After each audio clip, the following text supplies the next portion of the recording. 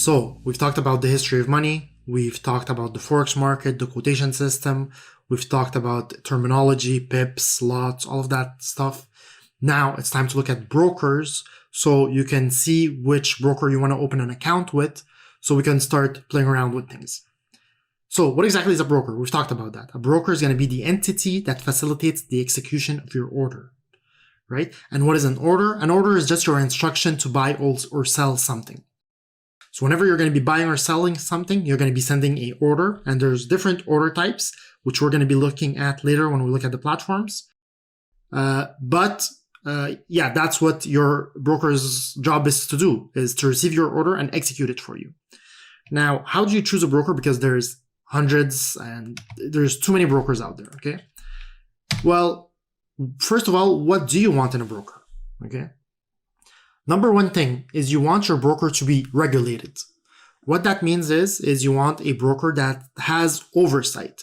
And the more the regulation is, the better, right?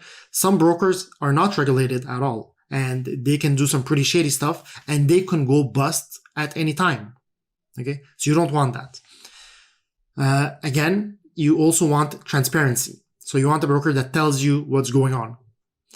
You want alignment of interest. Some brokers are notorious for, bad practices where they give you huge amounts of leverage because they just want you to blow your account as fast as possible for them to make the fees because they're trading against you, right?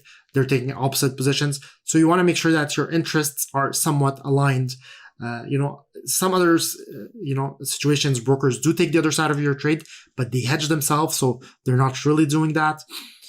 It's something that's important as well. Low fees, obviously extremely important. Good leverage, obviously important. Now, you don't want 1,000-to-1 leverage. You don't want the max out there, but you want something that's okay leverage for you to do your trading.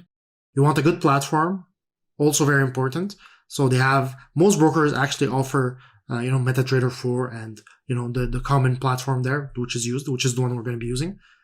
But you need that. And then support. Support is very important because if you're having any issue, if you can get good support, that's really helpful.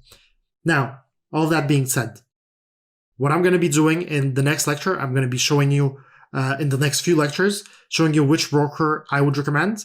But I'm also going to be giving you a shareable Google Sheet where you can recommend brokers. I can take a look at them to see if they're good or not, and I can add them to the list. I'll talk about that later, because not all brokers are going to work for all countries. Some do not accept different countries, and because of that, this sheet is going to be helpful to you so you can see what other people are using and which one could be best. But I'm talking about that later. So these are the things that you want to look for in a broker.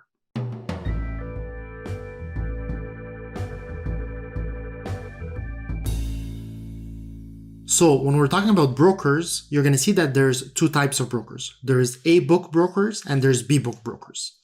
So what is an A-book and a B-book? An A-book is the order book that has the major liquidity providers. Okay, so you see all the buyers and sellers from other liquidity providers like the big banks and all of these other providers that you can buy and sell FX from.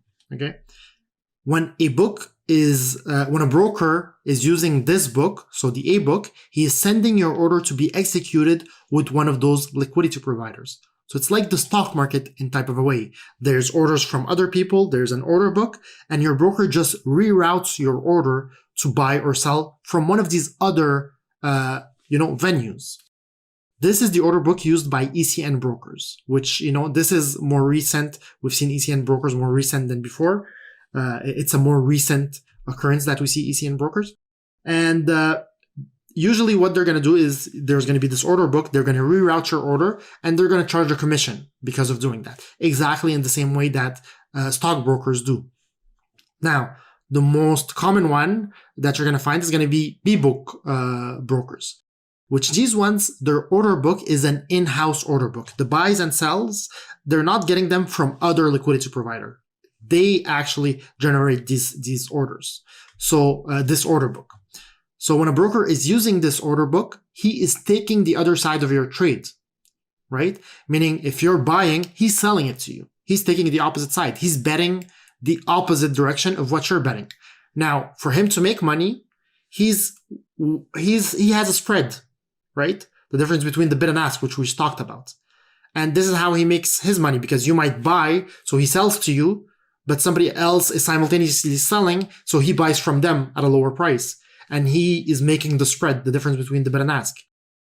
This is the order book used by market makers. So this is why we call it market makers, because these brokers are just making a market for this currency. They're buying it from people who want to sell it, and they're selling it right away to people who want to buy it. And they keep buying at the bid and selling at the ask and making money from the spread. Now, some of these brokers will hedge their positions, meaning if everybody is selling USD and then they have too much USD, well, they might go ahead and sell it to one of those liquidity providers, right? To eliminate the risk that actually USD loses in value and then they lose money. So they have risk management techniques, but in the end, they are taking the other side of, of the trade, which I kind of don't like too much, because that means that, your interests are not aligned. They would want the other, they would want the position to go against what the majority of their client wanted to go. But if they're hedging their positions, that's eliminated. So, a lot of them also hedge their positions. It's just a way for them to control their risk. So if you have the option of two different types of brokers, the A book broker that just charges you a commission would be best. But then if you have a B book broker that hedges their position, is not bad too. But then a B book broker that has a bad reputation, that has wide spreads to make the most amount of money on you, gives you huge leverage, you don't want to go with something like that.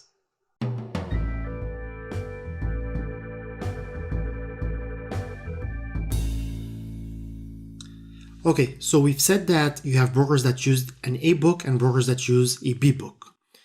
Now, if you have the option between two brokers and they're as good as each other in terms of reputation, trustworthiness, all of that stuff, you would prefer to take a broker that uses a book.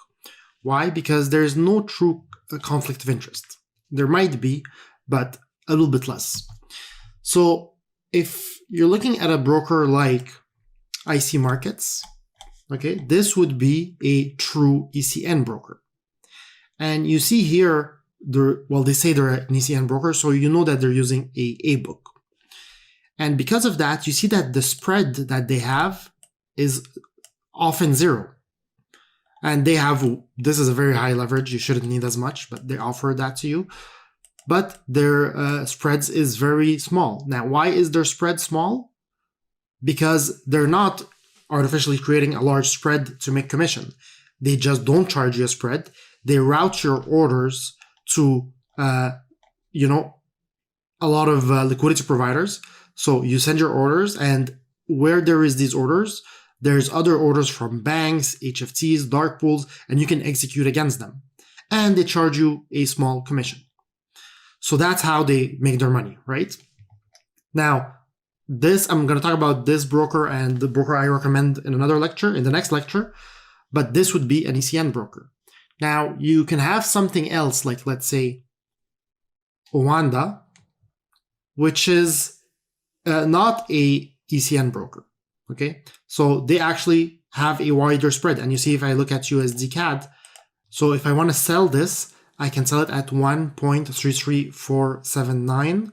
But if I want to buy it, I'll have to buy it at 1.33496. So I can, if I buy and I sell right away, I'll be losing a bit of money. And how much would I be losing? 0.00017. So that's 1.7 pips. And you remember that if we're trading one lot, one pip would be $10. So 1.7 pips would be $17 on a one lot contract. Okay. Well, which you're not going to be starting to trade by one lot. You're going to be starting to trade at the minimum quantity, which is 0.01. But, you can see that the commission plays a fact. Now, the only difference, you are going to be paying commissions regardless of where you're trading. Okay. The only difference is with a broker like this one that doesn't use a book, the spreads will vary based on the volatility.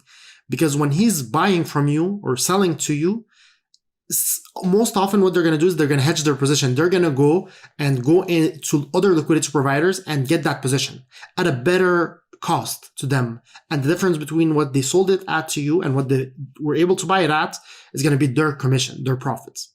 The other ECN brokers, they just don't do that process and they send your orders right away there, right away to those liquidity providers. You get the fill and they just charge you the commission for doing that thing for you. So in the end, it kind of, it's almost the same thing in terms of how much you're going to end up paying. But with these, some brokers, if they're not reputable, they will highly inflate the spread. And what they would want is they would want you to lose because they actually are taking the opposite side and they're not always hedging that position. They're not going out and buying it. So that's where there's conflict of interest. So when I'm saying if you have an option, take an ECN broker, not only if it has a really good reputation, because even with ECN brokers, there's a lot of bad things, bad practices that they can do. They can send your orders to HFTs that don't actually get you the best price. And by the time you get filled, you get a worse price than you would have gotten with one of these other brokers that has a better reputation. So I would say, being with a broker that's very highly regulated and has a very good reputation is very important. And then if those things are equivalent, then if you have one that's true ECN, that would be slightly better than one like that, but only if, regulation and trustworthiness are on the same page. Now, in the next lecture, I'll say which broker I recommend that you should start using.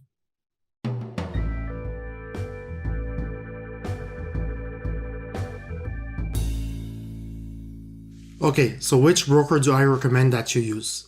So I'm going to give you two options here. In the next lecture, I'm going to add a shareable Google Sheet where you can see other resources as well or other options. So the first one I'm going to recommend is IC Markets. IC Markets is actually one that I've used before. It's based in Australia. It's very, very highly regulated. And they have, a lot of amazing things. So high leverage, you shouldn't use all of that. It's a true ECN broker, which, we like. Order execution, ultra fast. So 40 milliseconds is basically the time from the moment you send your order to the moment it gets executed. It's 40 milliseconds. To put that into perspective, there's 1,000 milliseconds in a second. For your eyes to see, an information on your screen, it takes 200 milliseconds. So this is pretty quick. It's not HFT level, but it's pretty quick. Institutional grade liquidity, so they have huge order books that they can access, so you can get filled very quickly. What else? They have other things you can trade, indices, bonds, stocks, commodities. So you can trade other things through them as well. What else here? Okay, powerful trading terminals. You can work on any platform, but that's all of these brokers are going to have that. MetaTrader 4, which is the most popular platform, and then they're all going to have MetaTrader 5 as well, but they're all going to have their own trading platform. Now, what's really nice about this one is they have a lot of options for you to fund your account, okay? And they have pretty fast and quick withdrawals. Now, I used to use this one before, but they started rejecting, or from I guess about a year and a half ago, maybe, I can't remember exactly, they stopped accepting Canadian residents. So since I live in Canada, I'm not allowed to use them, or maybe it was a bit less than that. It was a bit less, maybe less than a year ago. They stopped accepting Canadian residents. So I had to pull out my money and stop using them, as well as every other Canadian. And I think it was a regulation thing where our regulators, there was something with the regulation. But just to say, it's not all brokers are going to accept people from all countries. Okay. So for example, IC Market, I can't use anymore, but you might be able to use it. So what you have to do is just Google it. Can I use IC Markets for, wherever you're living, Japan? Can I use IC Markets? Does IC Market accept residents of Japan? And you'll see if you can get with them, open an account. If you can't, no stress. There's a bunch of other brokers. So now the one that I'm using is Oanda. So Oanda, and I'll open it on another page here. Very, very reputable broker. Okay. They offer a little bit less leverage. So it's 50-1. Okay. But again, when you're starting off, you don't want high leverage either, because your objective is not high risk. It's to be low risk in the beginning, because that's when you're learning. So we want as least risk as possible. So it's perfect. They're not a A-book broker, they're a B-book broker, but they offer tight spreads. So their spreads are tight. The execution is good. I've had good, experience with them. They have a fix and REST API.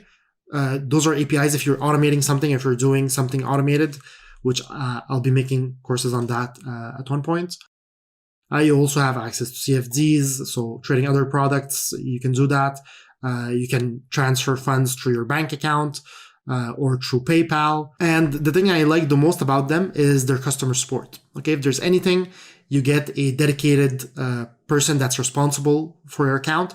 As soon as you open your account, they talk to you, they email you, they call you, they set everything up. If there's any problem, you give them a call, you have their number, so you're always talking with the same person, and they get everything set up for you. And that's regardless of the amount of money you're starting with. Even when you're starting with a small amount of money, they're very good. So this one works if you're living in Canada, and then probably with these two, regardless of where you're living, you would be able to open an account with one of them.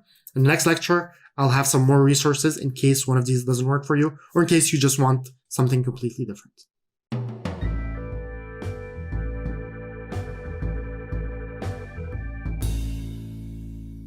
So with most of my courses, what I do is I create a shareable Google Sheet. Now, the purpose of this sheet is to have resources for the product that you're trading. So for our case, this sheet is for Forex resources. It's going to have a section for brokers, calendars, news providers, charting, and other resources. Now, I've done something similar for stocks. In the beginning, when I start the sheet, there's nothing on it because this is something that students collaborate together to fill it out. So the way this works is if you find a broker or you know of a broker that's not on the list here, you can just, when you open the sheet, it's going to look like this. You can right click and add a comment and tell me, hey Mo, what do you think of the broker, whatever, FXCM, or you can tell me, I use FXCM and they are great. I think you should add them. Okay. And then comment. And I'm going to get your comment. So this sheet, you can add comments to it. You cannot edit what's already here. You can just comment things in. Now, you're going to see that here for Oanda, I've also added that it works for Canada because I live in Canada, I use it. Now, if you live in Japan and you're able to open with Oanda, just put me a comment here. Say, hey, I use Oanda in Japan. Please add Japan, right? And likewise for IC markets. If you're living in a country and you figure out that it works there, add it. And this way, what happens is on my Google Sheet, my version here that I have, I get your comments. And I can see that, somebody said, hey, I use Oanda in Japan, please add it. I can comment, sure, thank you. I'll reply. I'll resolve this, it'll go away. And I'll add here, Japan. If you're talking to me about FXCM, and I check it out and I find that FXCM is a good broker, I'll add FXCM over here, and I'll add it, and I'll add all the information. So other students can gain from that. And the reason why I do this is because I have students that are from 150 different countries. So I don't usually know which broker which works for which country, which calendars are good for which country. So even here, I might add a section for countries, right? Or whatever. So which other resources works for which country, I wouldn't be able to know for all the countries. So that's why I need your help in filling out some of the resources. So if you find that you use something that's not there that you would like other students to know about, add it in. And as time progresses, this sheet is going to be really filled up. And if I show you the one, let's say that I have for stocks, well, this is the Google Sheet for stocks that I have for my other course. When I started this sheet, there was nothing on it. And if you look now, it's filled up, right? And this is just for US and then Canada. And for this sheet, I have so many countries. And when we started it, there was nothing on it. So this is a very good tool, and the other reason I like it is because you can have this sheet, you can save it, you can send it to your friends, and every time I update something on it, it'll update for everybody, right? So as time passes, in a year, in 2 years, if there's something new I added there, you have access to it. So keep it handy, it'll be filled up, and send me any recommendations you have that you think are going to be useful for other students as well.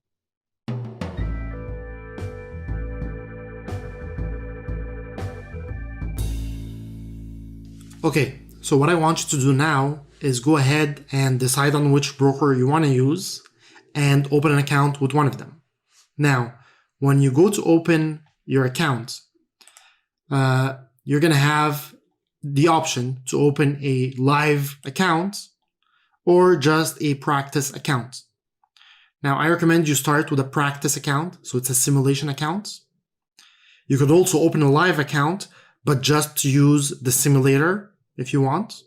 Now, I recommend you do this right now because it sometimes takes a while for them to approve your account. So a few days to up to a week maybe to get your account approved. You're going to have to send some documentations and stuff like that based on which country you live in, proof of residence, all of that stuff. And then your account will be open. Now, the difference between a live account and a simulation account is the only difference is in the simulation account, you're not actually trading with real money. So it's virtual money, it's simulated money. So it's just pretend money, right? So you're buying and selling and you're making profits, but it's all fake money.